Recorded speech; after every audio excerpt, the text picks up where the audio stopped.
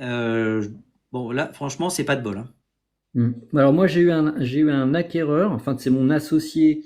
On avait chacun, si tu veux, constitué des structures pour éviter l'abus de biens social dans un cas bien précis. Et Ouais. donc lui avait acheté une partie de la propriété, moi une autre partie. Et lui, il a eu un acquéreur qui ne s'est pas levé le matin. Il s'est assis sur son lit. Le pauvre est décédé. Donc Ouf, là, la promesse bien. forcément s'annule.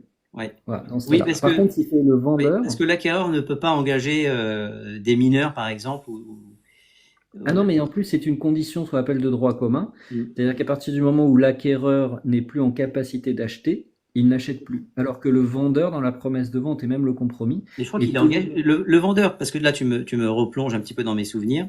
Oui, le Le vendeur vendeur, est lui, est engagé. définitivement engagé, et s'il y avait des enfants, il est engagé quand même.